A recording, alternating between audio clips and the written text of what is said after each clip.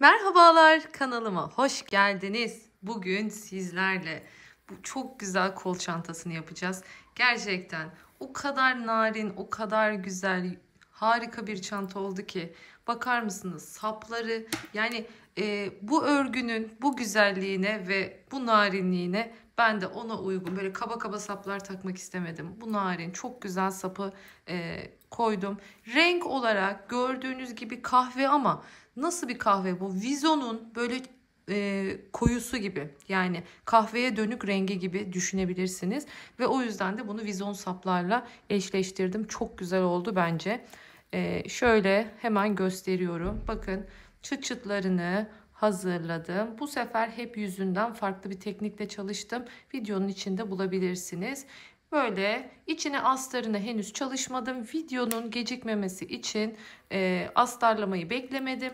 Ancak siz dilerseniz astarlamasını yapabilir ya da astarsız da kullanabilirsiniz.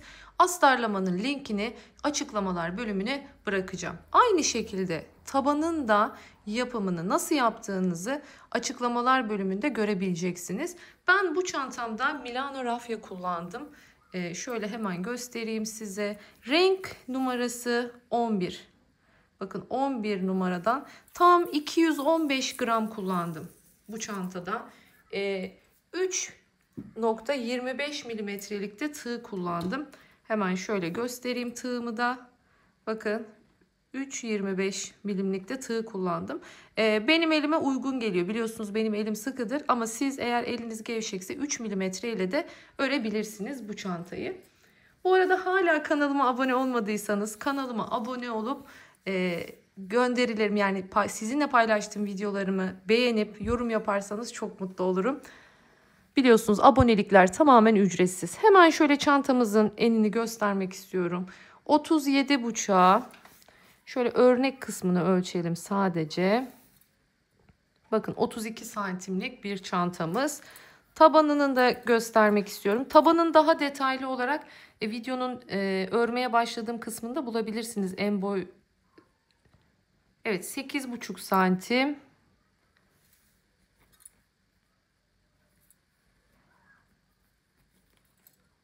Ve 31 santim. Yani bu ördükten sonra biliyorsunuz ufak tefek değişiklikler olabilir. Siz videonun başında biraz sonra örmeye başladığımda başında verdiğim sayılara dikkat edin, ölçülere dikkat edin. Şu konuda bir aydınlatma yapmak istiyorum. Şimdi videolar biliyorsunuz çok uzun oluyor. Bunu uzatmamak adına ben her çantanın tabanında, şimdi sonuçta bir oval taban, dikdörtgen taban vesaire kullanıyoruz.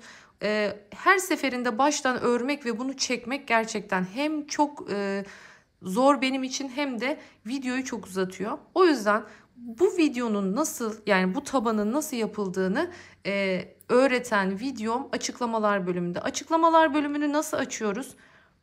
Videonun isminin devamında, uzantısında daha fazla yazıyor. O daha fazlaya tıkladığınızda açıklamalar kısmında gerekli tüm videoların linklerini, kaç gram kullandım, ne kullandım, hangi tığı kullandım, bütün videolarımın açıklamalar kısmında tüm bilgiler yazıyor. Lütfen onlara dikkat edelim. Bakın, son derece güzel, böyle ince gibi sizin de tabanlarınız olabilir.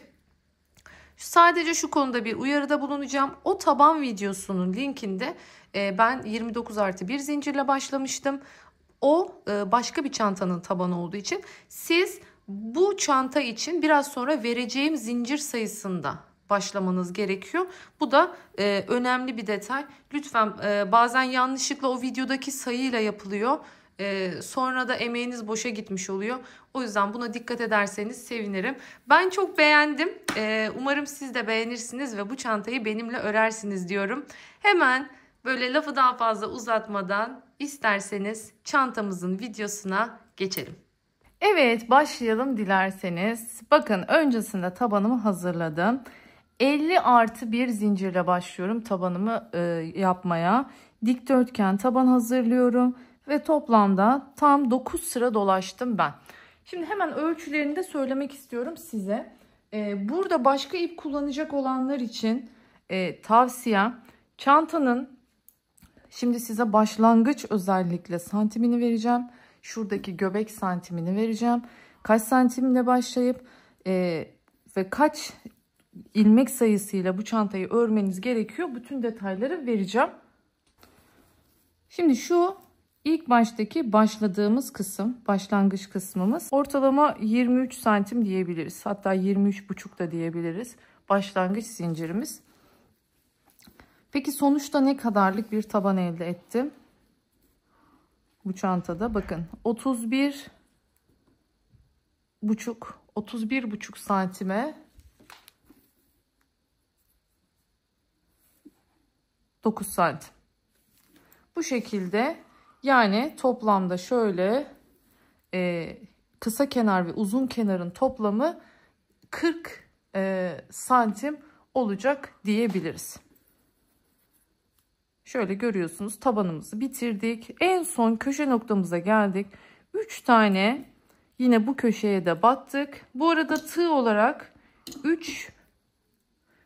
3,25'lik tığ kullanıyorum ben. Siz 3 milimetrede kullanabilirsiniz. Bakın en son köşeye de, burada şu önemli bakın şurayı sayın karşılıklı. Başlangıç zincirinizden itibaren başı şurası, bakın tam orta noktası burası. 3 6 9 3 6 9. Bu iki kenarın sıranın da eşit olması gerekiyor. Bu şekilde tam köşede bitirdiğinizde istediğiniz ölçüde bir dikdörtgen elde etmiş oluyorsunuz. Benim şu anda ilmek sayım 168. Şimdi ipimi burada kesiyorum. Çıkartıyorum. Şimdi bakın şurası bir yanındaki ilmek değil. Onun yanındaki ilmek.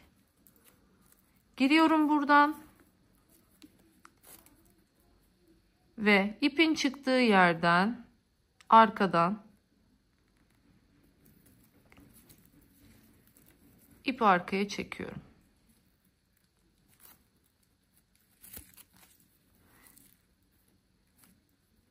Böylelikle bakın buradaki ilmeğin üstüne yeni bir ilmek kaydırma oluşmuş oldu ve bu ilmek sayımızı değiştirmedi. Bu şekilde yaptığımız için. Bakın görüyorsunuz, bu şekilde tabanımızı tamamlamış olduk. Şimdi bu ipi artık ne yapıyoruz? Arkadan sık iğnelerimizin arasından ilerleyerek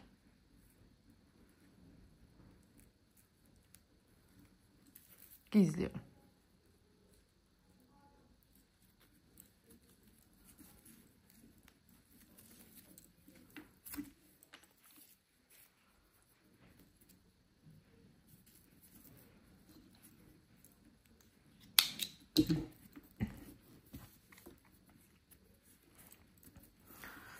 Evet, tabanımız şimdi hazır.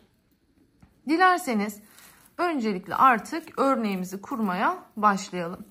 Tabanımız şu anda 168 ilmek. 168 ilmek de bu çantamız için tam ölçüdür.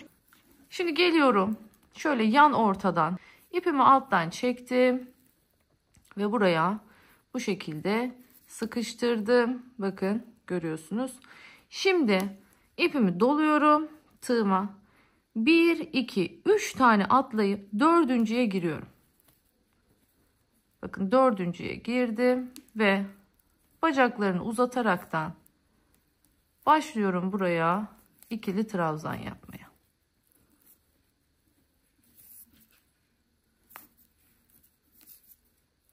Kaç tane yapacağım? Aynı noktaya yapıyorum. Bakın hepsine tam 7 tane. Bacakları uzatıyorum. Dördüncüyü yaptım. 5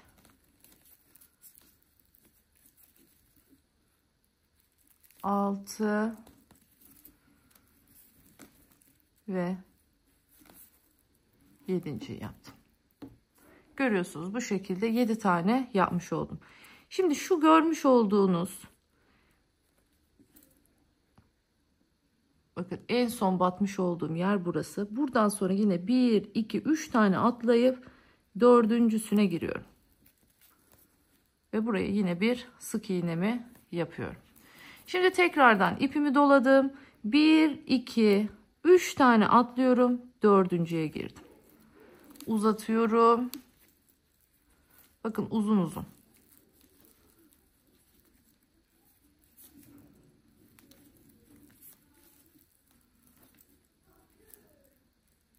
Aynı noktaya yedili yelpaze. İlk sıramız sıradan bir yelpaze sırası gibi.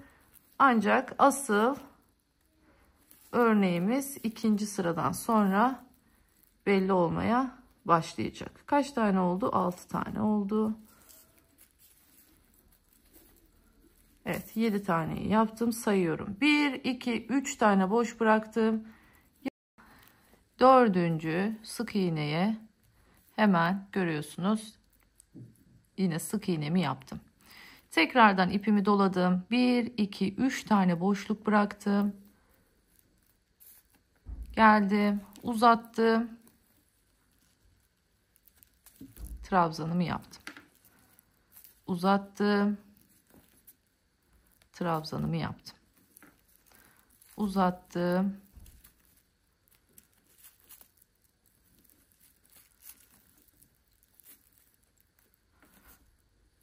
Bu şekilde yine 7 tane olacak şekilde devam ediyorum.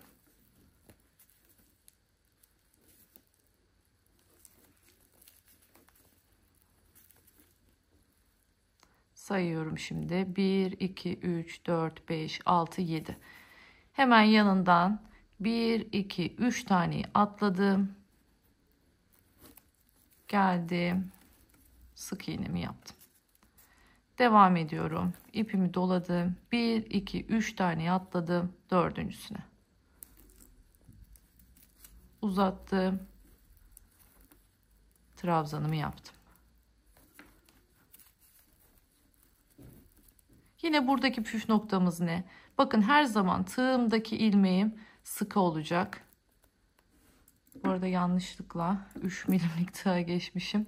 Hemen 3.25'i alıyorum.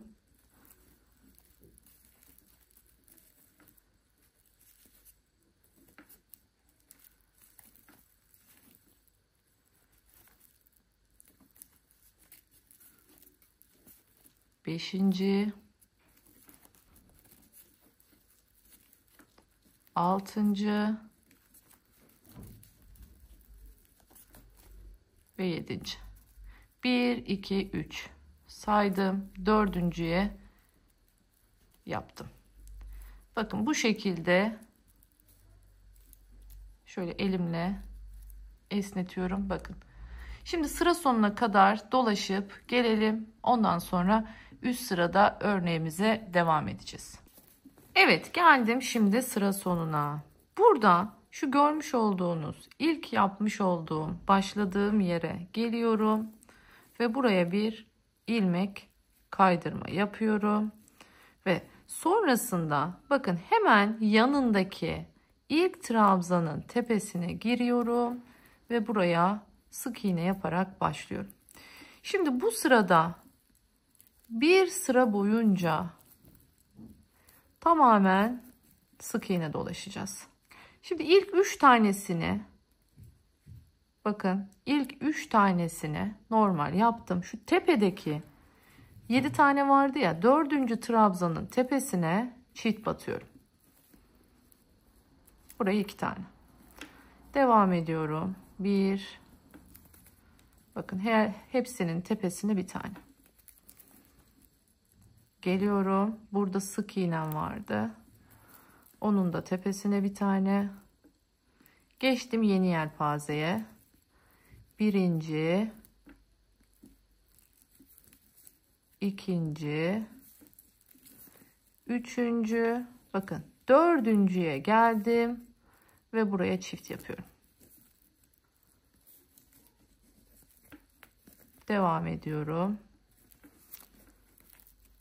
Yani hepsinin tepesine, her bir ilmeğin tepesine bir tane sık iğne. Bakın sık iğnenin tepesine yine sık iğne.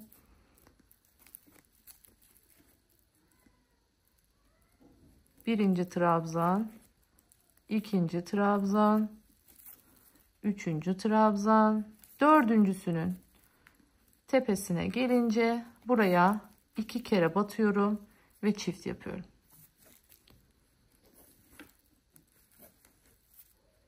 Bu örnek 3 sırada oluşuyor. Şimdi bu ikinci sıramız. Üçüncü sırada yine bambaşka bir şey yapacağız.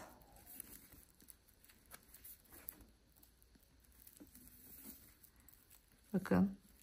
Birinci trabzan, ikinci trabzan, üçüncü trabzan, dördüncü trabzanın tepesine çift. Bu şekilde şimdi her yeri dolaşıp tekrardan başlangıç yerime kadar örüp geliyorum. Buradan sonra artık devam edeceğiz yolumuza. Evet, geldim sıra sonuna. Bakın en son trabzanın tepesine de sık iğnemi yaptım. Şimdi ipimi uzattım. Şu görmüş olduğunuz sık iğneyi atlıyorum. Bir sonraki, yani buradaki ilk trabzanın tepesindeki sık iğnenin tepesinden şöyle arkadan geliyorum ve bu ipi buraya çekiyorum. Bakın burası aynı ip. Görüyorsunuz. Bunu çektiğimde bakın görüyorsunuz uzantısı. Buradan giriyorum. İpimi sıkıştırıyorum. Ve sonrasında bunu bu şekilde yukarıya çekiyorum. Uzattım ipimi. Şöyle bakın parmağımla stopluyorum. Döndürüyorum. Bırakmıyorum, parmağım hala sıkı. İlmek alıyorum. Bu ilmeği boşluktan geçiriyorum. Döndürüyorum. Ve bakın böylece bir trabzan elde etmiş oluyorum. İpimi doluyorum. Aynı yere tekrardan giriyorum. Uzattım. 1-2 seferde çekiyorum. 1-2 tane zincir çekiyorum. İpimi doluyorum. Geliyorum şimdi buraya. Burada hatırlarsanız tepelere çift yapmıştık. Şimdi bu çiftin ilk olanına, birincisine giriyorum ve buraya bir çakma trabzan yapıyorum. İpimi doluyorum. Aynı yere tekrar giriyorum ve tekrardan bir çakma trabzan. İpimi doladım. Hemen yanındaki sık iğnenin tepesine giriyorum. Çakma trabzan. Tekrardan girdim. Çakma trabzan. Bunun çok fazla ismi var. Çakma trabzan, çakma sık iğne, tekli trabzan, yalancı trabzan, bir sürü ismi var. Hepsi aynı anlama geliyor. Şimdi tekrardan 1-2 tane zincirimi çektim, ipimi doladım. Şimdi geldim çukur noktasındayım. Bakın köşeye geldiğimiz için tam belli olmuyor ama şuradaki çukurdayım. Bakın bu alttaki yelpazelerin arasındaki sık iğne, bu da onun tepesindeki sık iğne. Hemen buraya giriyorum. Uzattım. 1-2. Bir ikili trabzan yaptım. Tekrar girdim. Uzattım. 1-2. Bakın 2 seferde çekiyorum. Tekrardan 1-2 zincirimi yaptım. Geldim tepeye. Tepedeki çiftimi buldum bakın burada. Hemen ilkine ipimi doluyorum. Çakma trabzan. Tekrar aynı yere girdim. Çakma trabzan. Yanındakine girdim. Çakma trabzan. Aynı yere tekrar girdim. Çakma trabzan. Bu şekilde yine buraya 4 tane yapmış olduk. 2 tane zincirimi çekiyorum. Doladım. Yine geldim çukur noktasına. Bakın bu alttaki sık iğne, bu onun üstündeki sık iğne. Üzerine geldim. Bir tane ikili trabzan. Aynı yere bir daha girdim. Tekrar ikili trabzan. Yeniden 1-2 zincir. Devam ediyorum. Bakın geldim yine tepedeyim. Tepedeki ikilideyim. İlkine girdim. Tekli trabzan. Aynı yere tekrar girdim. Yine tekli trabzan. Yanındakine giriyorum. Yanındakine giriyorum. Şimdi 1-2. Geldim çukur noktasındayım. Sık iğnenin üzerindeyim. Geldim uzattım. Bir tane ikili trabzan. Girdim aynı noktaya. Bakın uzattım. Tekrardan ikili trabzan. Yine araya 2 zincir. Hep bu şekilde devam ediyoruz. 2 zincir, 2 tane bakın aynı noktaya uzun tek ikili trabzan. Tepedeki çiftlerin üzerine de 4 tane çakma trabzan yaparak aralarına da 2 zincir çekerek şimdi sıra sonuna kadar örüp geliyorum. Evet, geldim bakın yine sıranın sonuna. 2 tane zincirimi çektim. Artık burayla birleşmem lazım. İpimi uzatıyorum. Ne demiştik? Her zaman birleşti son nokta değil. Bir önceki bakın. Bir sonraki daha doğrusu gerçek trabzanımızın tepesiyle buluşacağız. Arkadan giriyorum. İpimi çektim arkaya. Şimdi bakın yine aynı ipin uzantısı. Sıkıştırdım. Girdim buradan. Uzattım. Şimdi burada artık ne yapmaya başlıyoruz? Örneğimizi koymaya başlıyoruz. Yani tekrardan yelpazeye geçiş yapacağız. Şimdi yelpazede şu görmüş olduğunuz bu noktalar yelpazeleri koyacağımız noktalar. Şu görmüş olduğunuz noktalarda yelpazeleri birleştireceğimiz noktalar olacak. Yani bu durumda ne yapıyoruz? Burada şu noktadan başlayacağız. Şimdi bu ipimi bakın şu ipimi buradan çıkartmıştım ya. Bu ipi şimdi buradan çekiyorum. Tam 2 trabzanın ortasından çekiyorum bunu. Görüyorsunuz. Uzattım. Biraz önceki gibi. Döndürdüm. Bakın. Uzun bir trabzan yaptım. Geldim. İkinci trabzanı yaptım. Geldim. Üçüncü trabzanı yaptım. Uzattım. 4 5 6 ve 7. trabzan. Bakın bu şekilde buraya 7 tane trabzanımı yapmış oldum. Geliyorum şimdi burada. Bu 4 tane görmüş olduğunuz çakma trabzanın tam ortasına. Yani ortası derken 4'ün ortası olmaz ama 2 taneye atlıyorum. Şuradaki 3. çakma trabzanın tepesine giriyorum ve buraya sık iğnemi yapıyorum. Tekrardan ipimi doladım. Geliyorum. Bakın yine buradaki trabzanlardan birincisi değil ikincisinin tepesine. Uzattım. 1.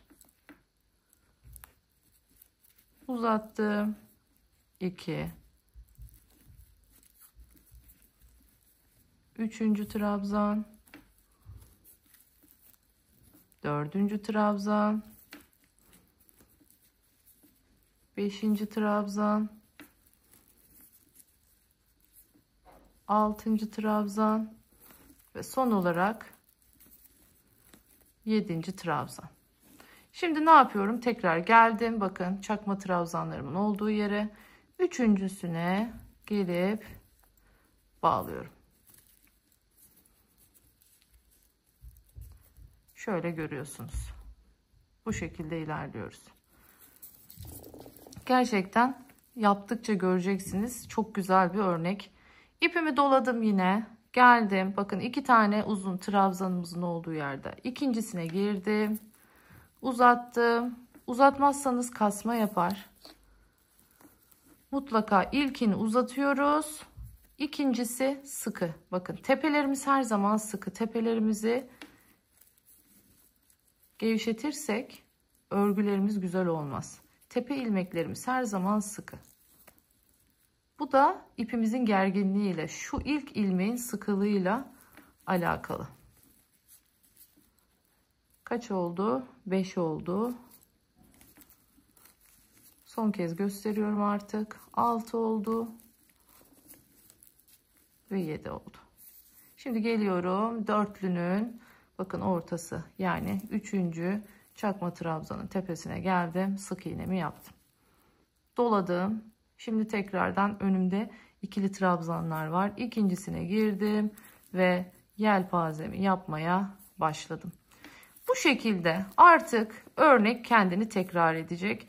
Yelpazeleri bakın kurduktan sonra yine ikinci sıradaki gibi hepsine sık iğne, sonra üçüncü sıradaki gibi trabzanlar sırası ve sonra tekrardan file.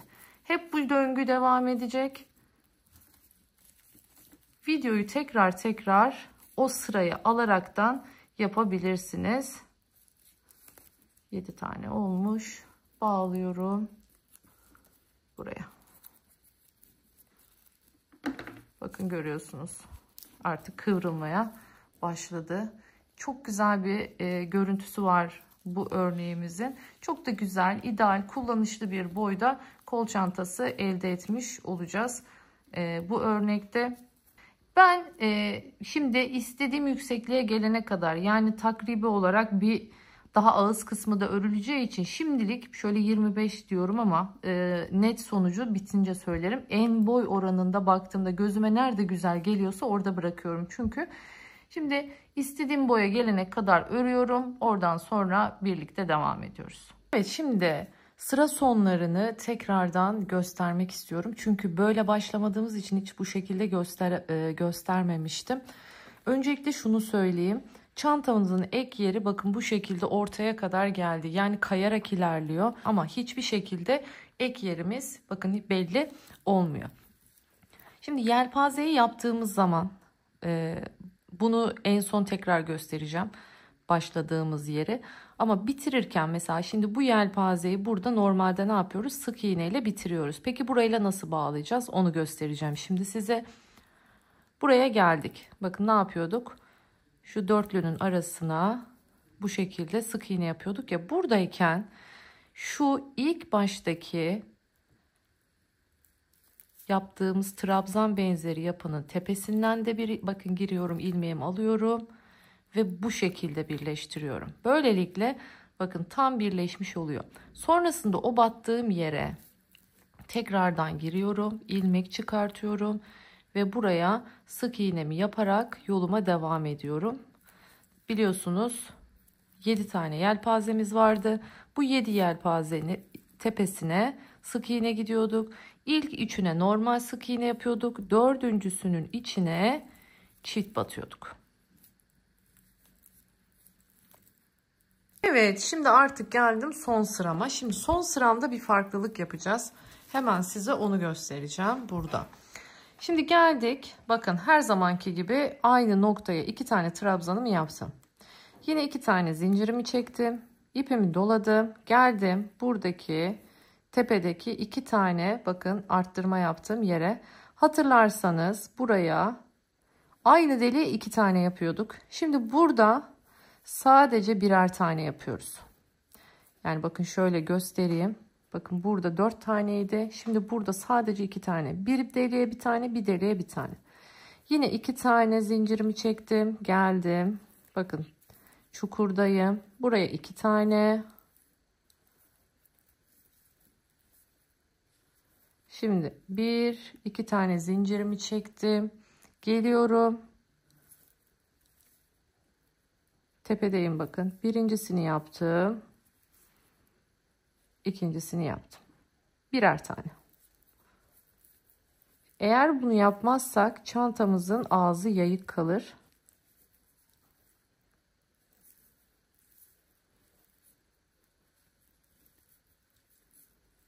Bakın 2 tane. Aralardaki zincirim değişmiyor. Sadece tepeye bakın aynı yere 2 tane batıyorduk normalde.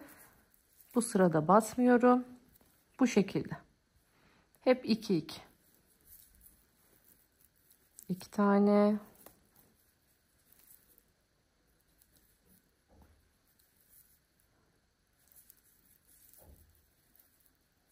Evet. 2 zincirimi çektim, geldim tepeye. Bir yanındakine yine bir.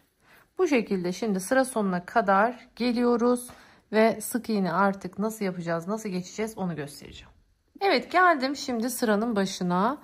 Burada 1-2 tane zincirimi çekiyorum. Ondan sonra geliyorum buraya. Burada artık ipimi kesiyorum. Çünkü bu noktada artık örgümün, bakın görüyorsunuz, kaya kaya ortasına geldik. Bu çantada ek yeri hiçbir şekilde belli olmuyor. O yüzden içiniz rahat olsun.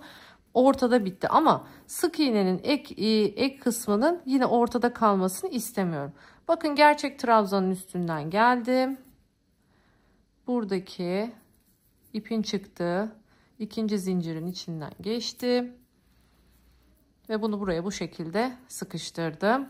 Ve şimdi üzerine örünce bu ortadan kalkmış olacak. Bakın görüyorsunuz, ağız kısmını toparlamış olduk. Düzgün olduk. Aksi halde böyle yayılıp gider çantamızın ağzı.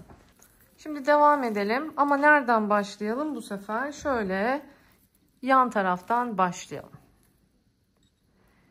Geliyorum buraya. Bu 3 milimetrelik tığ elimdeki. Yanlış tığ almışım yine. Vallahi var ya, o kadar karışıyorum ki. 3 milim, 3,5 milim, 3,25. Evet, 3,25'imi geri aldım. Şimdi buradaki yan taraftan başlıyorum, trabzanın üzerinden. İpimi çektim. Sıkıştırdım. Bu benim ilk sık iğnem yerine geçmiş oluyor. Hemen bakın yanından devam ediyorum. Zincir boşluğundan. Kaç zincirim var burada? 2 tane zincirim var. Öncelikle o zaman 2 tane sık iğnemi yapıyorum. 1. Bunu bir hallettik. Sonrasında ne var önümüzde? 2 tane çakma trabzanımız var. Şimdi çakma trabzanın ilkinin üstünü yapıyoruz. Çünkü ilk zincirden sonraki çakma trabzanların tepesi güzel olmuyor. Oraya batılmıyor. O yüzden onun yerine zincirin içine battım. Bakın ikincisinin gayet güzel tepesi var. Buraya batabiliriz. Bakın hiç göz sayım değiştirmemiş oluyorum. Geldim 2 zincir boşluğuna. Girdim buraya. 1, 2.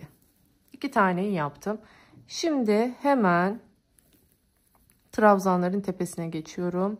1, 2. Geldim zincir boşluğuna. 1, 2 tane zincir için.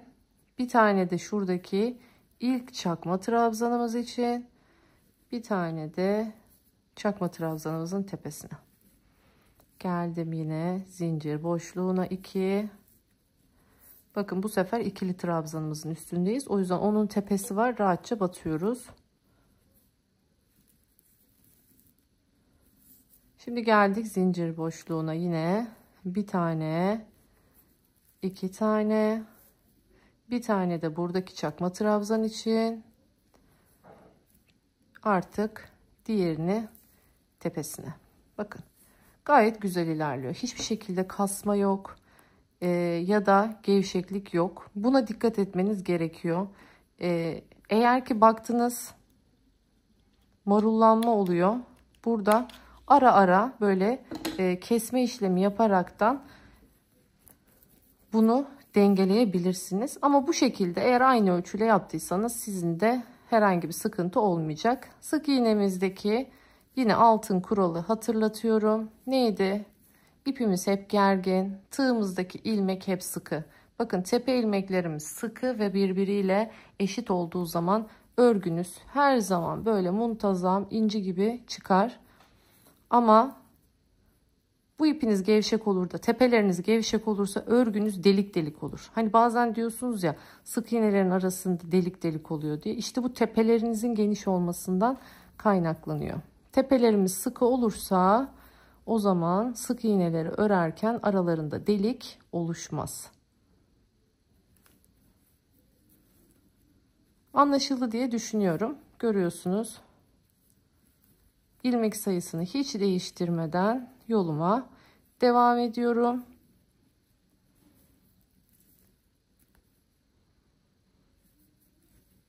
Eğer bu son sıradaki 2 değil de 4'lü olsaydı düşünsenize. 2, 4, 6, 8, 10. Şimdiden 10 tane gözümüz daha fazla olacaktı.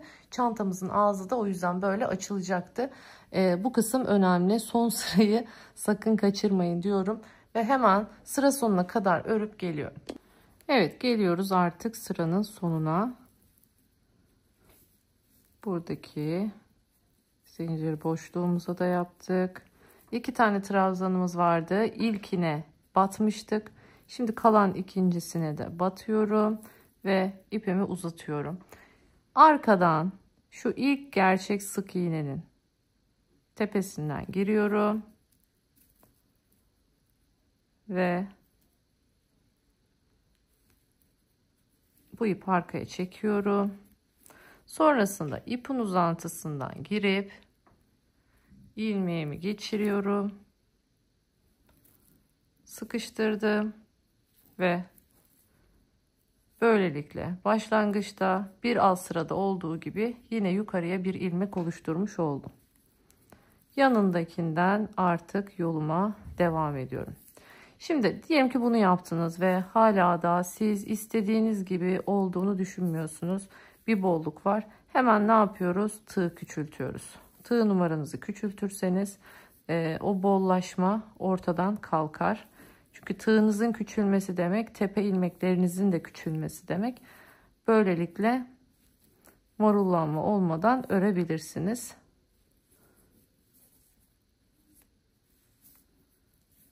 Bu şekilde örerek gidiyoruz. Bakın son derece düzgün oldu. Hiçbir esneklik yok. Eğer dediğim gibi şöyle devam etseydik ağzı böyle açılmış olacaktı. Bu şekilde son derece düzgün olmuş oldu. Aynı yöntemle geleceğim. Aynı yöntemle bir üst sıraya geçeceğim. Bir üst sıraya, bir üst sıraya. Bakalım şöyle bir ağız kısmı olsa benim için yeterli. Sap takacak yerim olsun istiyorum. Ondan sonra sapımızı artık dikeceğiz. Çıt çıtımızı takacağız ve çantamızı bitireceğiz. Gerçekten çok güzel oluyor. Sabırsızlıkla hemen örüyorum, geliyorum. Evet, çantamızı bitirdik artık. Bakın şöyle sapları göstermek istiyorum size. Zarif bir çanta yaptık. O yüzden zarif, elimde bu şekilde dikmeli sapım var. Bunları kullanacağım bu çantamda. Gerçekten kalitesi inanılmaz güzel. Bakın görüyorsunuz saplarımın. Bu şekilde ince, zarif bir sap takmış olacağız bu çantamıza. Şimdi çantamı tamamladım artık. Görüyorsunuz. Ağız kısmında 1, 2, 3, 4, 5, 6 tane 6 sıra olacak şekilde ördüm. Şimdi artık bitireceğiz. Bakın şurada şimdi benim tam butonda yoktu elimde. O yüzden kahverengiden artık kullanacağım iş çıt çıtı için. Ama dilerseniz örgüden de yapabilirsiniz. Bu tamamen size kalmış. Bu şekilde bir deri parçası, bakın sap parçası elimde. Şöyle çıt çıtlarım var. Antik metal diye geçiyor bunlar.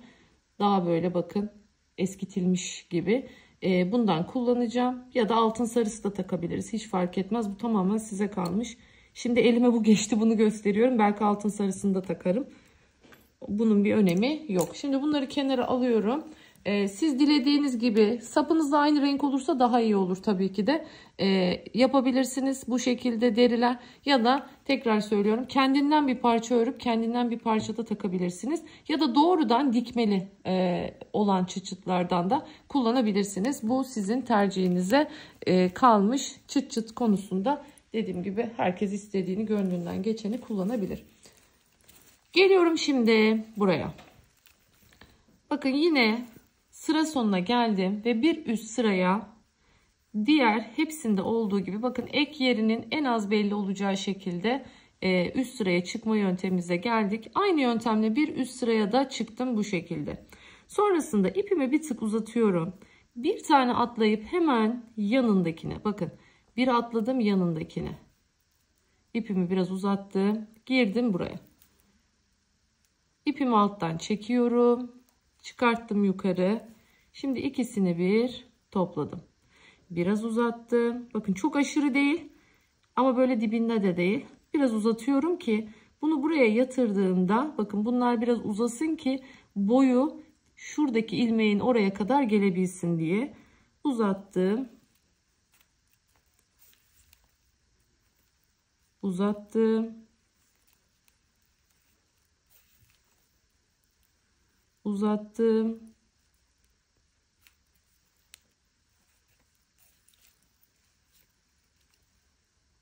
Hep bir tane atlıyorum. Böylelikle çantamızın ağzı daha toparlanmış oluyor. Bir tane atladığımda. Hepsine batarsanız bakın o zaman çantanızın ağzı bu şekilde toparlanmaz.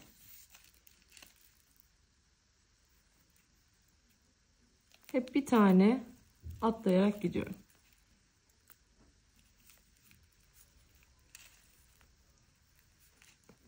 Uzatıyorum, giriyorum, çıkartıyorum yanına, ikisini bir çekiyorum.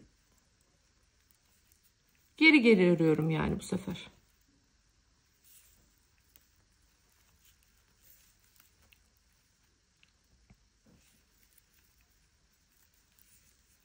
Şimdi sıra sonuna kadar dolanıp geleyim hemen.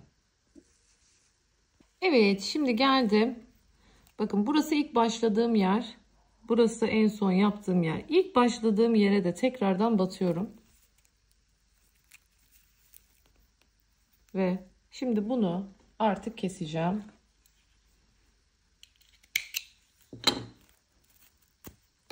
Şimdi bu ipi bu şekilde arkaya çekip şöyle gizleyeceğiz. Hemen iğnemi alıyorum. Bakın şöyle alıyorum arkaya bunu ve bunu ön taraftan şu şekilde öne geçiriyorum.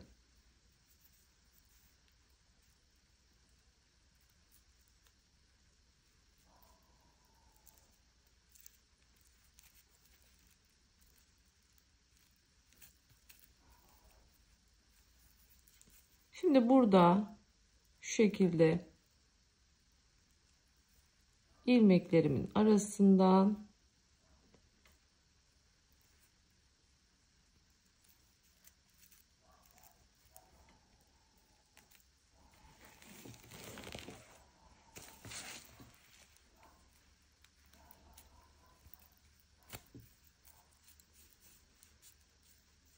bu şekilde geçirdim. Bakın görüyorsunuz. Dilerseniz biraz daha devam edelim.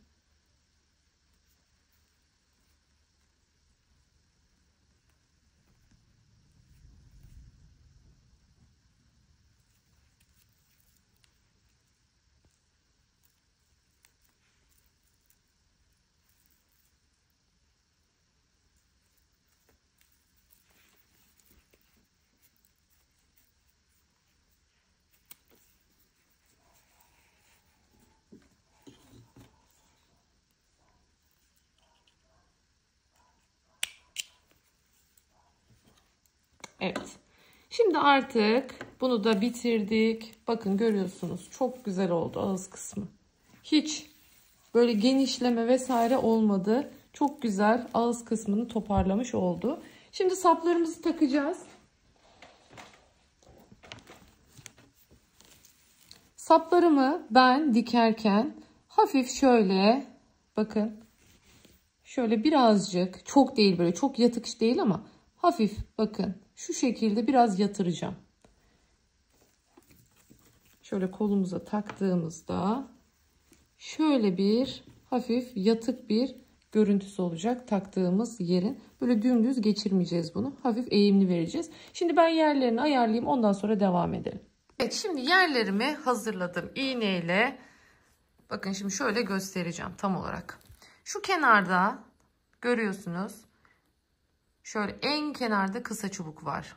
Uzun çubuk var. Kısa çubuk var. Uzun çubuk var. Kısa çubuk var. Uzun çubuk. Santim olarak da vereceğim. Bakın çok fazla değil. Sadece ve sadece bakın buradakiyle dikkat ettiyseniz buradakinin arasında 2 sık iğne fark var. Burada da aynı şekilde. Şimdi ben yer olarak göstereceğim. Şöyle 2 bakın 1 2 3. Üçüncü uzun trabzandan çıkacağız burada. Aynı şekilde burada da 1 2 3. Üçüncü uzun trabzandan. Şimdi bir de santim olarak vereyim. Çünkü başka iple örmüş olabilirsiniz. Herhangi bir durum olmuş olabilir. Bu aranın ne kadar olması gerekiyor? Şimdi hemen onu söyleyeyim. Bakın şimdi şu tepedeki işaretlediğim noktayla buradaki şöyle bak tepedeki 15 santim var arasında. Hatta böyle 15,3 diyebiliriz. 15,5. Evet 15,5 evet. 15,5 santim var arasında. Şu eğimi verdiğim yere bakıyoruz şimdi. Burada ise 17,5 santim var. 15,5, 17,5. Yani 1 santim burada, 1 santim burada saptırmışız gibi düşünebilirsiniz. Şimdi dikerken yine iğneme, bakın Milano rafyamı geçiriyorum. Kendi ipiyle dikeceğim ama dilerseniz böyle naylon ip gibi daha ince iple, daha deri ipiyle de dikebilirsiniz. Geliyorum şimdi. Bakın şöyle başlayacağım. Yüzünü aldım. Bu iğnemi artık çevireyim şöyle daha rahat bir şekilde görelim.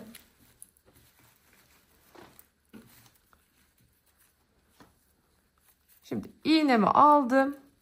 Şöyle koyuyorum. İlk buradan başlayacağım. Bakın. Burada da hizasını aldığım iğnenin bakın bir alt sıradan takmışım ya onun bir üstündeki sıradan doğrudan buradan başlıyorum dikmeye.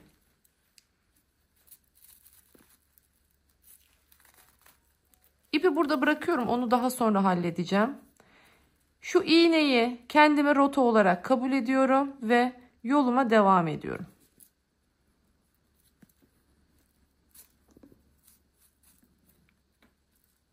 Pardon çok özür dilerim. Alttaydım üstten girdim tekrardan. Alttan gireceğim. Şöyle elimle tutuyorum. Ve çaprazdan giriyorum.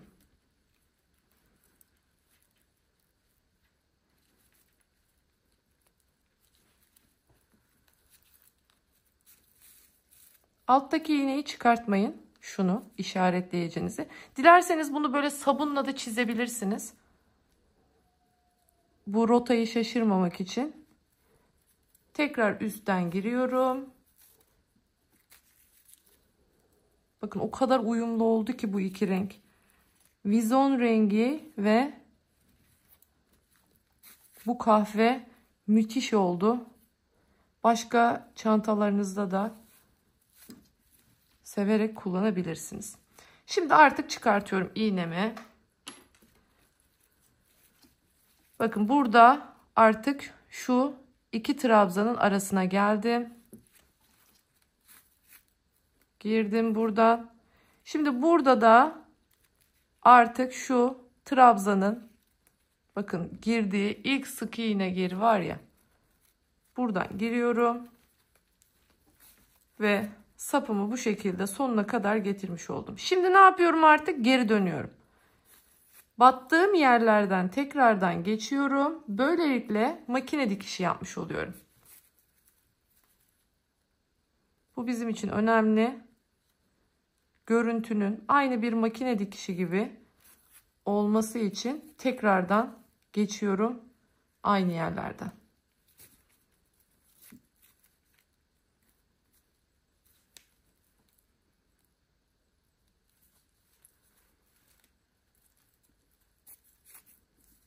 Evet. Şimdi geldim arkaya. Bakın burada bu ipimi şöyle burada bir sıkıştırıyorum. Bakın şöyle yapıp bu ilmeğin içinden tekrar geçiyorum. Bu ipimi buraya bu şekilde bir sıkıştırıyorum. Sonrasında yine şu sık iğnelerimin arasından yatayda ilerliyorum ve ipimi böylelikle gizliyorum.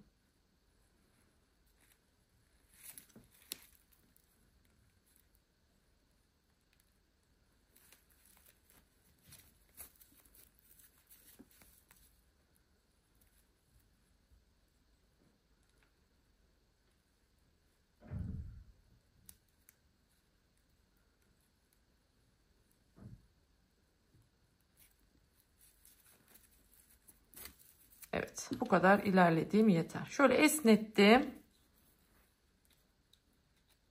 ve kestim. Şimdi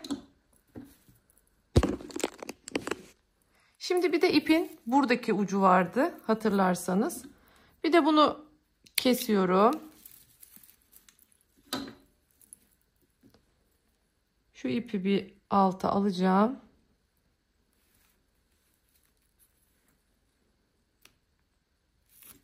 Evet, araya aldım. Şimdi bu ipimi de yine aynı şekilde sık iğnelerin arasından yürüterek gizleyeceğim. Öncesinde şurada hatta şöyle yapalım direkt. Buradan bir tekrar çıkayım. Şuradan tekrar gireyim.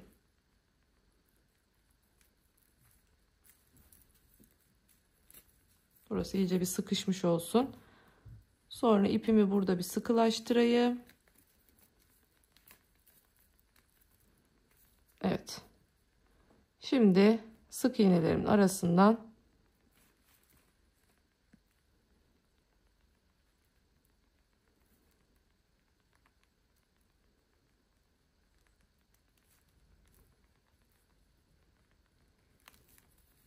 gerçekten harika bir ip.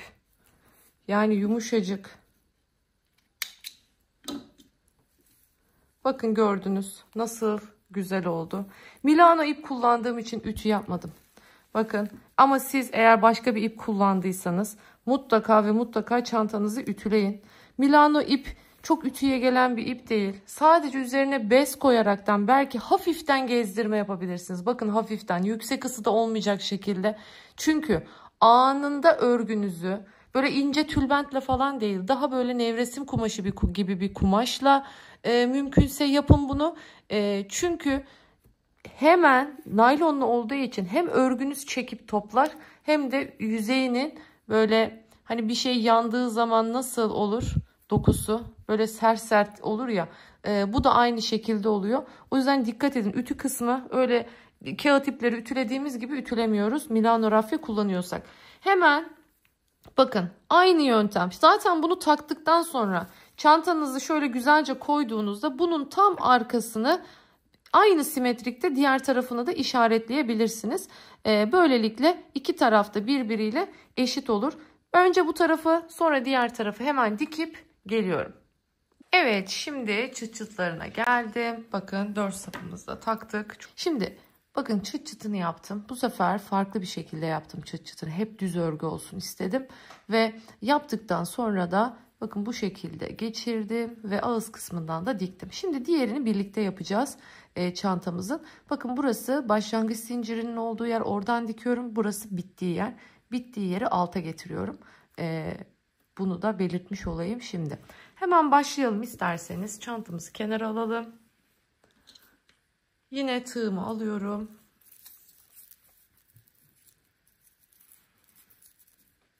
Şimdi başlangıç yerimize dikeceğimiz için ipimizi burada bırakıyoruz. Dikeceğimiz ipi burada bırakıyoruz. Şimdi başlıyorum. Birinci zincir.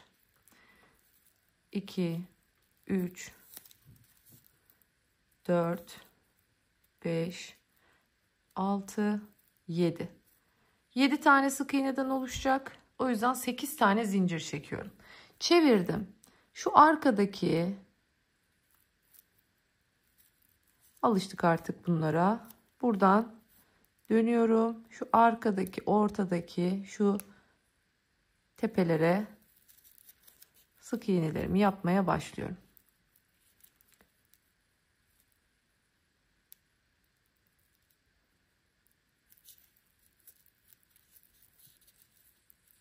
Üç oldu.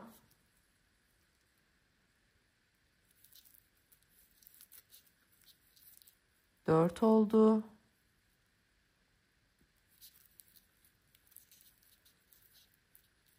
5 oldu.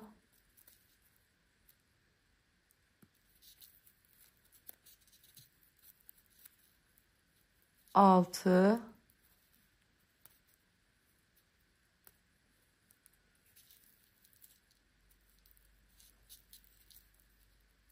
ve 7. Evet, bakın bu şekilde 7 tane sık iğnemizi yaptık. Şimdi dönüyorum. Bakın şöyle ipim arkada.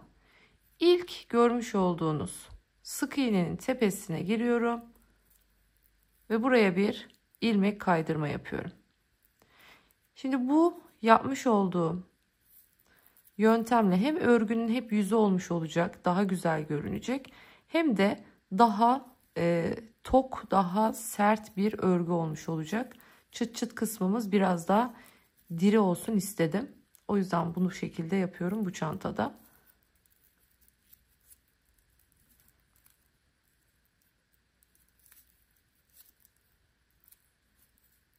Evet, sonuncuya da bakın, burada sonuncuyu unutmuyoruz.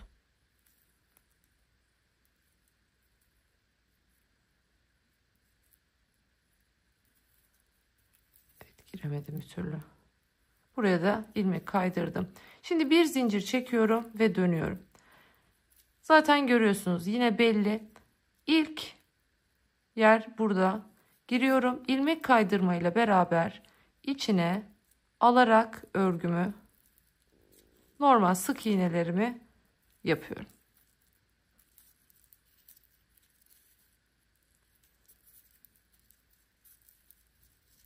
Üç, 4, 5, 6 ve son olarak evet 7.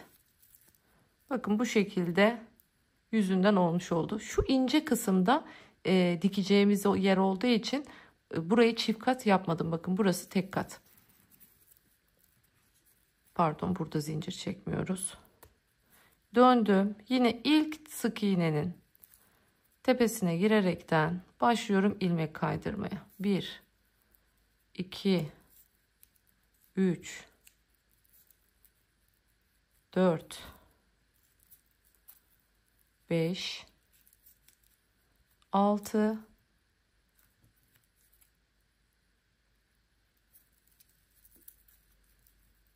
ve 7. Bir zincir çektim. Sık iğneleri yaparken zincir çekiyoruz. Başlıyorum ilkinden. Yine 7 tane. Anlaşıldı diye düşünüyorum. Şimdi bu şekilde örüp geleceğim hemen.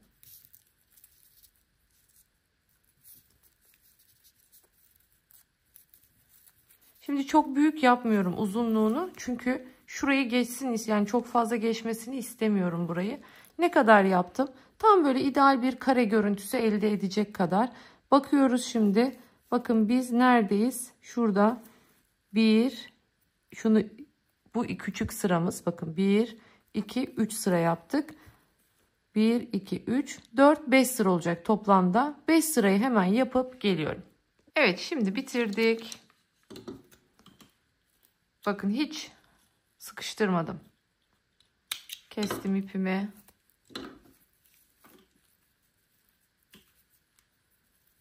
Şimdi geliyorum. Şu son sıradaki hemen sık iğnelerimden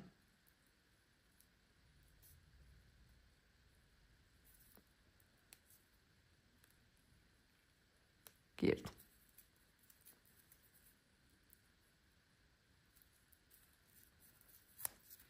Geçirdim bunu. Şöyle elimle güzelce düzeltiyorum.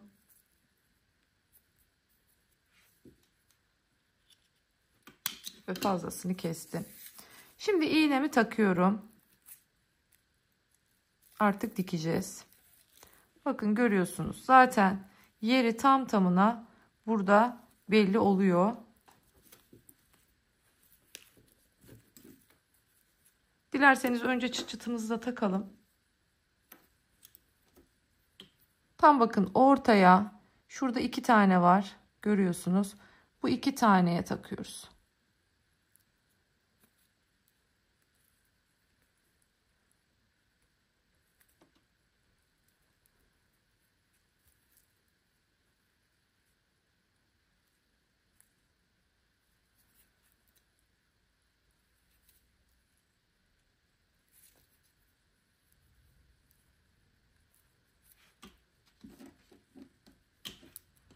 Hemen aparatımızı da geçirdik.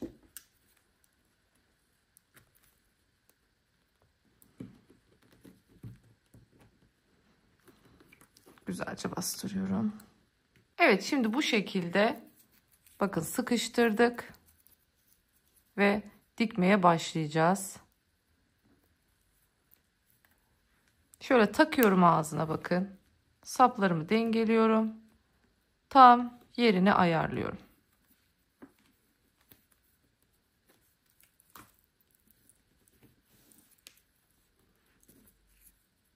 Şimdi hizasından giriyorum. Buradaki son sıradaki, bakın şöyle göstereyim. Sık iğnelerimiz var bakın burada. Bu sık iğnelerimizin tam son sıradaki aralarındaki boşluktan gireceğiz. Şöyle. Buralardan ilerleyeceğiz şimdi. Evet, girmiştik. Şimdi bir yandaki sık iğneden giriyorum. Burada da bir yandaki sık iğneden çıkıyorum. Bir yanındakinden girdim. Bir yanındakinden çıktım. Bir yanındakinden girdim. Bakın buradaki bir yanındaki sık iğne. Aynı şekilde ilerliyorum.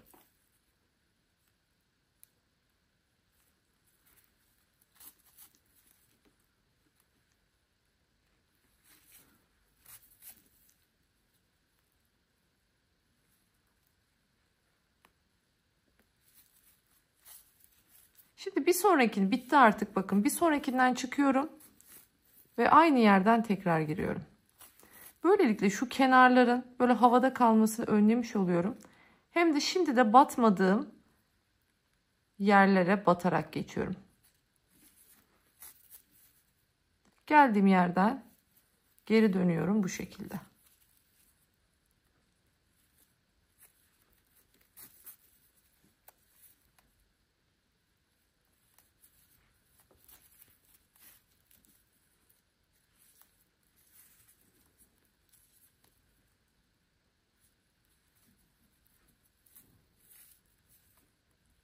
Evet.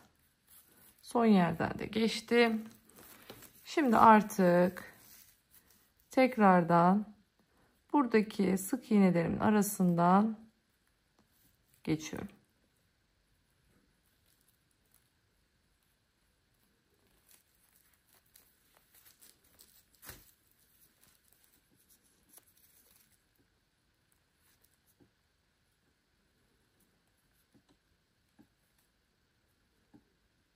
Şimdi ben videoyu uzatmamak için astarını yapmadan videoyu tamamlayacağım. Ama sonrasında tabii ki de bu çantamı ben astarlamak istiyorum. Sizler istediğiniz gibi kullanabilirsiniz. Yani astarlı ya da astarsız hiç fark etmez. İnanın iki türlü de çok güzel. Çünkü ip de çok güzel benim kullandığım. Yıpranacak bir ip değil. Yıkanabilir bir ip.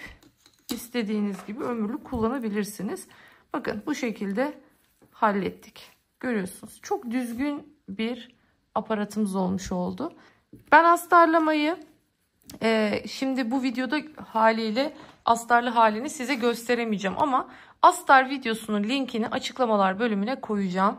Tekrar söylüyorum. Videonun isminin devamında daha fazla yazıyor. O daha fazla dediği yere tıkladığınızda açıklamalar bölümü açılacaktır. Orada çantamın ne kadar ip kullandım, ne kullandım, hem malzeme listemi yazıyorum hem de gerekli, bu çanta için gerekli olan linkleri oraya bırakıyorum.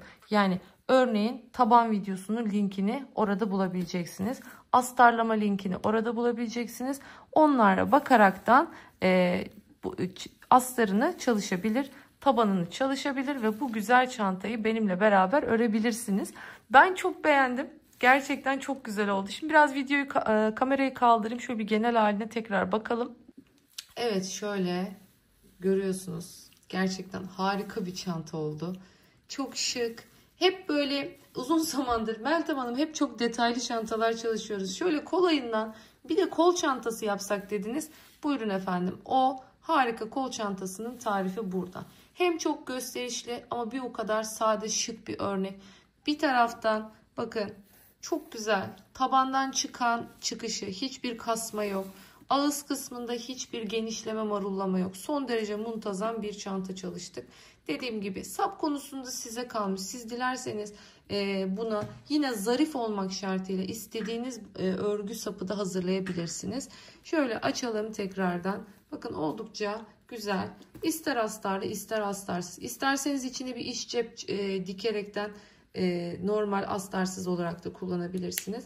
Ben çok beğendim. Umarım siz de beğenmişsinizdir ve bu çantayı benimle buraya kadar örmüşsünüzdür diyorum. Hala kanalıma abone olmadıysanız kanalıma abone olup bana destek olursanız çok çok mutlu olurum. Yorumlarınızı, beğenilerinizi eksik etmeyin lütfen. Bir başka videoda daha görüşmek dileğiyle. Kendinize çok çok iyi bakın. Hoşça kalın. Görüşmek dileğiyle.